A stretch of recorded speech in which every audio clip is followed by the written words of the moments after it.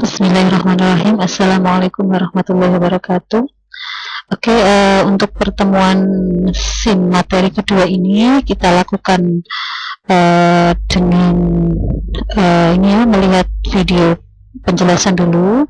Silahkan difahami, dipelajari. Nanti minggu depan kita akan mengadakan diskusi via Zoom gitu ya. Jadi biar ada materi dulu, kemudian biar Zoom-nya itu nanti tidak hanya mendengarkan materi dari dosennya, tapi juga ada diskusinya. Oke, untuk materi kedua ini kita masuk ke struktur sistem informasi manajemen ya. Strukturnya, jadi kalau kita bicara tentang konsep sistem informasi manajemen, pada umumnya apabila membicarakan sistem informasi manajemen yang tergambar adalah suatu sistem yang diciptakan ya untuk melaksanakan pengolahan data gitu ya. Biasanya kalau kita bicara tentang sistem informasi manajemen itu orang lebih berpikir tentang bagaimana menciptakan ya suatu sistem yang diciptakan untuk melaksanakan pengolahan data. Kenapa demikian?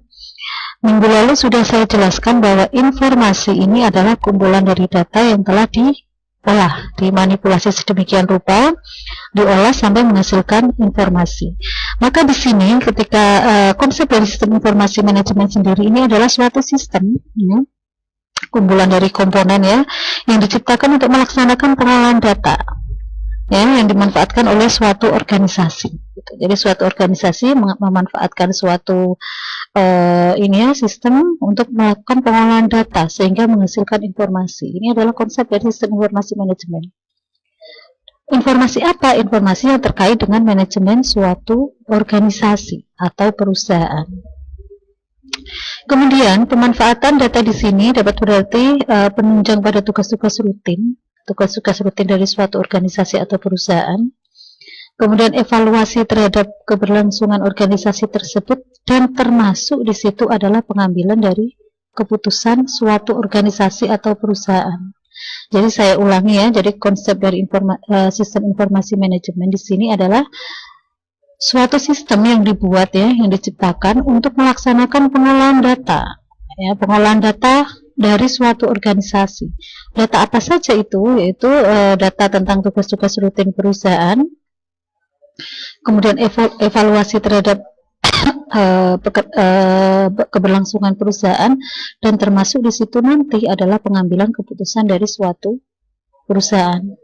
Maka di situ konsep sistem informasi manajemen itu seputar itu gitu ya. Kemudian kalau kita melihat pengertiannya, minggu lalu sudah kami sampaikan bahwa sistem informasi manajemen ini adalah sistem perencanaan bagian dari pengendalian internal suatu bisnis meliputi gitu ya. Jadi kalau sistem informasi manajemen ini biasanya itu disebut dengan manajemen informasi sistem atau MIS gitu ya, nyebutnya SIM atau MIS gitu. Di sini sistem perencanaan bagian dari pengendalian internal suatu bisnis yang meliputi pemanfaatan manusianya ya. Manusianya itu berarti brainware-nya, kemampuannya, keahliannya, dokumen ini nanti yang terkait dengan data, kemudian teknologi pengolahannya, dan prosedurnya. Prosedur itu berarti urut-urutannya ya, urut-urutan pengelolaannya. Oleh akuntansi manajemen untuk memecahkan masalah bisnis ya, memecahkan masalah bisnis. Jadi sistem informasi manajemen, saya ulangi, bisa diartikan di situ adalah perencanaan bagian dari pengendalian internal suatu bisnis ya, yang meliputi apa? Meliputi manusianya, dokumen ini adalah datanya, teknologi yang digunakan untuk mengolah sistem informasi manajemen ya. Kemudian prosedurnya, jadi prosedur itu urut-urutan dari sistem tersebut. Di situ ya, kemudian oleh akuntansi manajemen untuk memecahkan masalah bisnis, gitu ya. Jadi manusianya, dokumennya, teknologinya, prosedurnya itu digunakan untuk memecahkan masalah bisnis. Seperti apa sih masalah bisnis itu? Di situ biaya produk, kemudian layanan, kemudian suatu strategi bisnis. Ini yang termasuk dalam permasalahan bisnis. Kemudian sistem informasi manajemen sendiri ini dibedakan menjadi beberapa sistem. Di situ sistem informasi biasa, karena digunakan untuk menganalisis sistem informasi lain yang diterapkan pada aktivitas operasional organisasi. Tuh ya, jadi sistem informasi manajemen ini berbeda dengan sistem informasi biasa. Kok bisa gitu ya? Karena SIM digunakan untuk menganalisis sistem informasi lain yang diterapkan pada aktivitas operasional. Jadi ketika mungkin nanti di kemudian hari saya bertanya, apa sih bedanya antara sistem informasi manajemen dan sistem informasi biasa? Itu berarti bedanya adalah SIM digunakan untuk menganalisis sistem informasi lain yang diterapkan pada aktivitas operasional organisasi.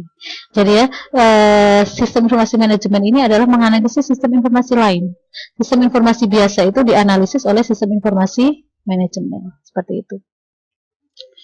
Kemudian, bagian dari sistem informasi manajemen. Jadi sistem informasi manajemen itu terdiri dari beberapa bagian. Yang pertama ada sistem informasi akuntansi atau accounting information system. Jadi di situ adalah suatu sistem yang diciptakan untuk apa? Untuk di situ pengelolaan pemecahan masalah yang terkait dengan akuntansi. Kemudian ada juga sistem informasi manajemen yang digunakan oleh bagian akademik, yaitu sistem informasi akademik, si AKAD ya. Ini apa? Ini suatu sistem ya yang digunakan untuk pemecahan masalah yang terkait dengan akademik ya, mendukung pengolahan informasi akademik. Kemudian sistem informasi pemasaran ini terkait dengan marketing ya, suatu sistem informasi yang diciptakan untuk mendukung proses pemasaran dari suatu perusahaan atau organisasi. Kemudian ada inventory, ini sistem informasi manajemen persediaan. Jadi persediaan barang, ini juga ada suatu sistem yang diformulasikan untuk mendukung manajemen persediaan dari suatu perusahaan. Kemudian ada sistem informasi personalia, ya, ini yang biasanya digunakan untuk bagian SDM. Suatu sistem informasi yang digunakan untuk mendukung proses sumber daya manusia, itu ya, pengelolaan sumber daya manusia atau SDM, atau kalau di perusahaan bagian personalia. Kemudian bagian dari sistem informasi manajemen lainnya adalah sistem informasi distribusi. Jadi kalau ada pendistribusian barang ya dari hulu ke hilir gitu ya. Jadi kalau supply chain management system itu misalnya dari hulu ke hilir itu juga didukung oleh sistem informasi manajemen. Itu merupakan bagian dari sistem informasi manajemen. Jadi suatu sistem yang diciptakan untuk apa? Untuk mendukung tadi segala sesuatu yang terkait dengan distribusi. Kemudian ada sistem informasi pembelian atau purchasing ya. Kemudian ada sistem informasi kekayaan atau treasury information system. Ini adalah bagian-bagian dari sistem informasi manajemen. Jadi ketika kita bicara tentang sistem informasi manajemen ini tidak banyak ya, banyak bagian yang harus kita bahas. Termasuk di dalamnya ada beberapa bagian ini. Kemudian judul materi ini adalah struktur sistem informasi manajemen. Kita akan bahas apa sih struktur informasi manajemen itu. Struktur informasi sistem informasi manajemen ini bisa diartikan susunan suatu metode untuk menghasilkan informasi yang tepat ya, informasi yang tepat, susunan metode-metode ya yang difungsikan untuk apa? Untuk menghasilkan informasi yang tepat waktu bagi manajemen tentang lingkungan luar organisasi ya, kemudian kegiatan operasional, kemudian penunjang keputusan gitu ya. Fungsinya untuk apa itu? Untuk mempermudah ya dalam proses manajemen dan untuk menunjang pengambilan keputusan serta memperbaiki proses perencanaan dan pengawasan. Jadi gini misalnya ya, dalam suatu perusahaan terkait dengan apapun ini pasti level manajerial, level manager gitu ya, ini memerlukan informasi untuk apa? Untuk mempermudah dia dalam pengambilan keputusan gitu ya. Baik itu nanti keputusan untuk memperbaiki perencanaan, untuk pengawasan dan sebagainya, ini perlu yang namanya informasi. Maka di sini perlu struktur yang jelas dalam sistem informasi manajemen ya, di situ ya. Ini untuk memberikan kemudahan bagi proses manajemen dalam pengambilan keputusan ataupun pengawasan. Kemudian ini struktur sistem informasi manajemen sendiri ada dua. Ada sistem formal, ya. Sistem formal ini memang sistem yang berjalan menurut norma-norma organisasi yang berlaku. Jadi ini terstruktur dengan baik, disahkan perusahaan gitu ya. Kemudian formal gitu ya, secara formal tertulis gitu ya. Ini sistem yang berjalan menurut norma-norma organisasi yang berlaku pada semua orang sesuai dengan kedudukannya dalam organisasi. Ini formal. Jadi sistem ini berjalan dengan apa? Tergantung pada tugas, wewenang dan tanggung jawab yang dibuatkan oleh pemegang jabatan organisasi. Misalnya sistem ini ya, sistem manajerial, manajer pemasaran, maka tugasnya yaitu gitu ya, mengawasi, merencanakan, memberikan keputusan terkait dengan pemasaran. Ini sistem formal. Kemudian yang kedua ada sistem informal. Ini adalah sistem yang berlaku di lingkungan organisasi melalui saluran-saluran yang tidak resmi. Jadi di organisasi ini tidak dihukumkan dengan baik, tidak ada aturan yang jelas, tidak ada aturan yang terstruktur. Tapi sistem ini walaupun tidak terstruktur, non formal, tetapi dia mempunyai pengaruh cukup kuat dalam kehidupan organisasi yang bersangkutan. Gitu ya. Ini contohnya apa gitu ya? Misalnya katakanlah staf ahli gitu ya, itu memberikan keputusan kepada bagian manajerial, walaupun dia secara formal ini ya, secara formal yang memberikan keputusan itu adalah manajer, tapi staf ahli tersebut memiliki pengaruh yang cukup kuat dalam kehidupan organisasi yang bersangkutan tersebut. Kemudian ini klasifikasi struktur informasi manajemen.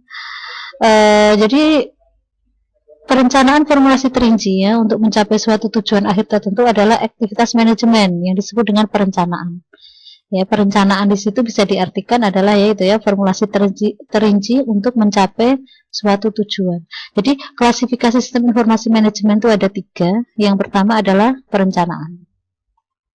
Ya, perencanaan. Kemudian yang kedua adalah pengendalian. Kemudian yang ketiga adalah pengambilan keputusan. Ya, ini pengelompokan dari struktur sistem informasi manajemen.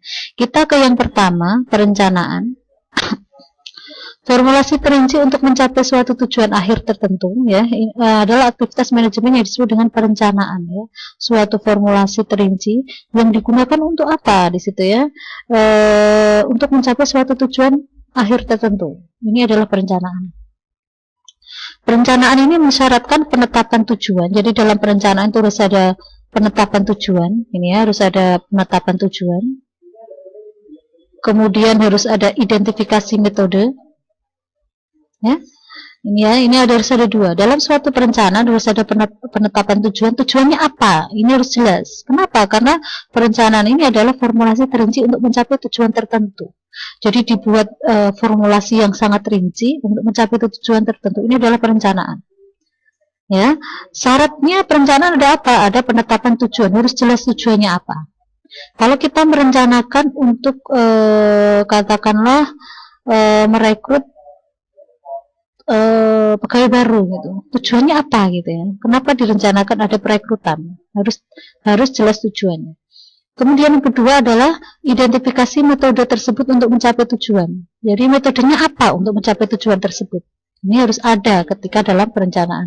Misalnya tadi ya perekrutan, tujuannya apa? Oh, agar organisasi atau perusahaan bisa mencapai target produksi misalnya.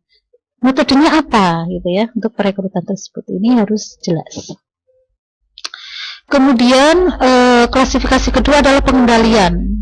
Ya, jadi perencanaan itu adalah setengahnya ya, setengah dari pertempuran kalau menyebutnya di sini.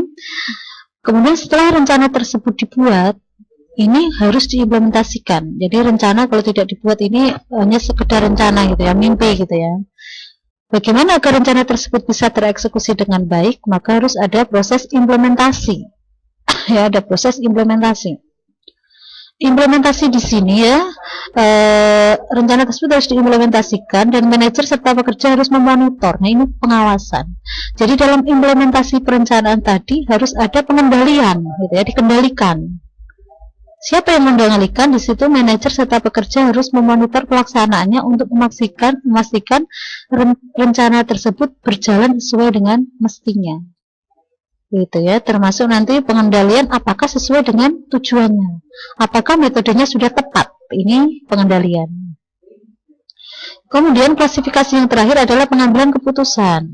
ya, proses pemilihan di antara berbagai alternatif disebut dengan proses pengambilan keputusan. Jadi fungsi manajerial ini merupakan jalinan antara perencanaan dan pengendalian. Ya, manajer harus memilih di antara beberapa tujuan dan metode untuk melaksanakan tujuan yang dipilih. Kemudian hanya satu dari beberapa rencana yang dapat dipilih. Kemudian komentar serupa dapat dibuat berkenaan dengan fungsi pengendalian. Jadi manajer ini juga memiliki tugas untuk pengambilan keputusan, gitu ya. Ada perencanaan, kemudian dikendalikan, dan manajer juga memiliki harus mengambil keputusan jika terjadi suatu hal, gitu ya. Atau untuk implementasi ini dia harus mengambil keputusan setelah ini seperti apa, gitu ya. Ini metode yang dilaksanakan ini, keputusannya ini apakah metodenya sudah benar. Ini pengambilan keputusan dari suatu organisasi, ya. Jadi saya ulangi, struktur dari sistem informasi manajemen ada 3: perencanaan. Perencanaan ini memformulasikan secara rinci tujuan, ya, suatu tujuan. Syaratnya ada 2: penetapan tujuan, kemudian identifikasi metode. Kemudian yang kedua, pengendalian. Jadi perencanaan ini harus diimplementasikan. Dalam proses implementasi ini harus ada pengawasan, pengendalian dari manajemen. Kemudian proses pemilihan di antara berbagai alternatif itu nanti masuk pada pengambilan keputusan. Ada beberapa alternatif itu yang harus ditentukan. Maka di sini klasifikasi struktur informasi manajemen yang ketiga adalah pengambilan keputusan. Kemudian struktur sistem informasi manajemen jika didasarkan pada kegiatan manajemen, ini kegiatan perencanaan dan pengendalian manajemen dibagi ke dalam 3 macam. Ya, jadi tadi klasifikasinya kan ada perencanaan, ada pengendalian.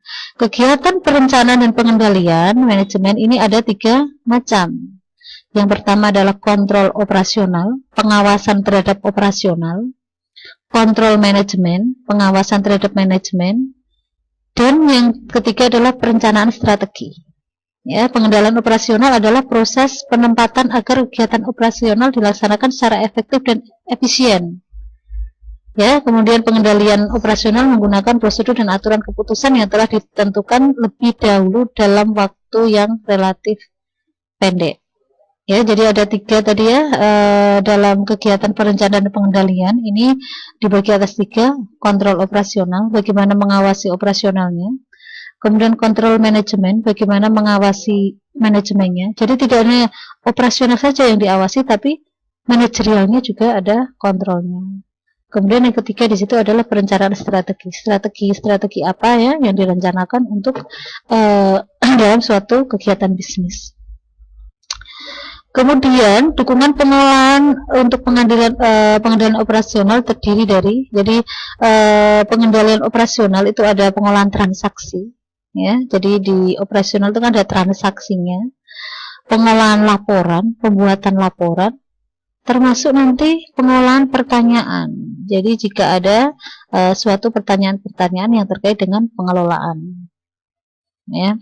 Ketika jenis pengolahan berisikan berbagai macam pembuatan keputusan yang melaksanakan aturan keputusan yang telah disetujui. Jadi bisa dibayangkan seberapa rinci dari suatu kegiatan manajemen, gitu ya. Jadi mulai dari perencanaan, pengendalian, pengambilan keputusan. Maka dalam sistem informasi manajemen, manajemen ini, kegiatan ini, ya, ini harus dibuat suatu sistem informasi yang baik. Gitu. Kemudian struktur sistem informasi berdasarkan fungsi organisasi. Ya, di situ setiap informasi dapat dianggap sebagai kumpulan subsistem yang didasarkan atas fungsi yang dilaksanakan oleh organisasi. Ya, jadi elemen-elemen dari operasi sistem informasi manajemen. Jadi komponen penyusun dari operasi sistem informasi manajemen yang pertama adalah operasi kepegawaian, orangnya, kepegawaiannya. Yang kedua adalah prosedurnya, urut-urutan pekerjaannya.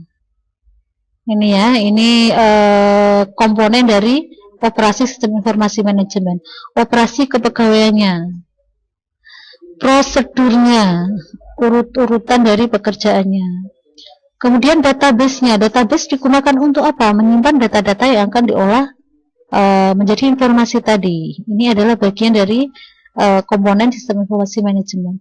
Kemudian ada hardware dan software. Hardware itu untuk apa? Hardware itu peralatan ya, termasuk input, pemrosesan peralatannya yang digunakan untuk kelangsungan dalam operasi sistem informasi manajemen ini. Kemudian softwarenya, software ini berarti perangkat lunak yang digunakan untuk pengolahannya. Ya, jadi elemen dari operasi sistem informasi manajemen di situ ada operasi kepegawaian, orangnya, brandware-nya, prosedurnya. Jadi dalam suatu manajemen pasti memiliki prosedur ya, prosedur itu urut-urutan dari kegiatan, database-nya, ya, penyimpanan dari berbagai data. Kemudian ada hardware dan software. Hardware di sini adalah perangkat ya, perangkat entah itu perangkat input, perangkat output, pengolahan, perangkat untuk pengelolaan database, ini adalah hardware. Kemudian ada softwarenya, software aplikasi. Oke. Kemudian tadi ada dalam suatu operasi sistem informasi manajemen ini pasti ada fungsi pemrosesan gitu ya. Apa saja sih fungsi pemrosesan gitu ya? Yang pertama adalah pengolahan transaksi.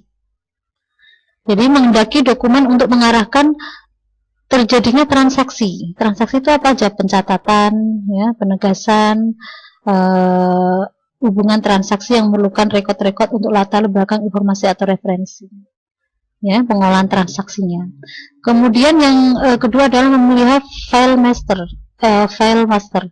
Jadi dalam suatu sistem informasi manajemen dalam pengolahan datanya itu kita kenal ada file master. File master itu apa? File utama. Kalau dalam sistem informasi akademik, file master itu apa? File mahasiswa itu file master, gitu ya. Ya itu ada memelihara file master. Kemudian menghasilkan laporan. Ya, jadi dalam suatu sistem informasi manajemen itu nanti ada laporan dari kegiatan, gitu ya. Kemudian pengolahan pertanyaan ini berfungsi untuk membuat rekod apa saja yang dalam database dapat diakses dengan mudah untuk personal yang diizinkan, gitu ya. Jadi misalnya siapa aja yang berhak untuk mengakses database tersebut. Kemudian pengolahan interaktif yang mendukung aplikasi ya. Jadi jenis pengoperasian interaktif dengan tanggapan pemakai atas pertanyaan-pertanyaan dan kehendak-kehendak untuk data dan penerimaan hasil, gitu ya. Jadi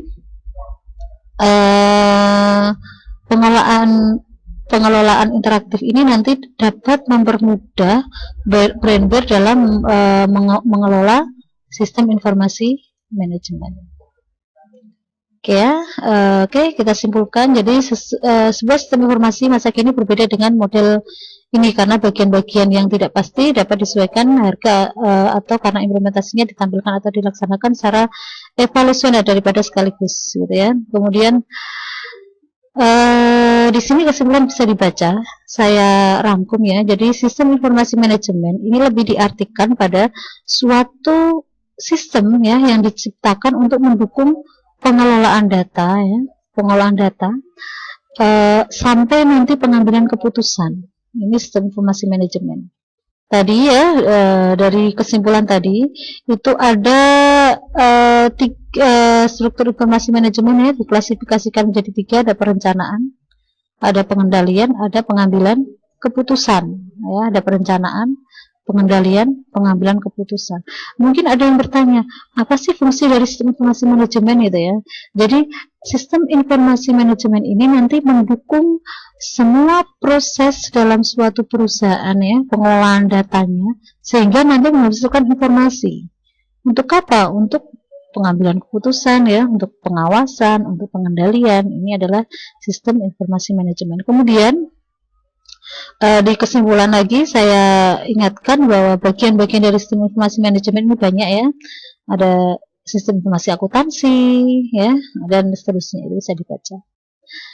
Oke, untuk minggu depan nanti kita adakan kuliah via Zoom ya. Kemudian nanti kita diskusikan yang terkait dengan sistem informasi manajemen mulai dari materi 1 sampai materi 2. Silakan disiapkan materinya, dipahami, nanti kita diskusikan ya, kita lempar pertanyaan, tanya jawab seperti itu agar nanti lebih paham tentang konsep dari sistem informasi manajemen. Oke, demikian penjelasan tentang struktur sistem informasi manajemen. Saya harap penjelasan ini bisa bermanfaat dan memahamkan Anda tentang materi ini. Selamat siang. Assalamualaikum warahmatullahi wabarakatuh.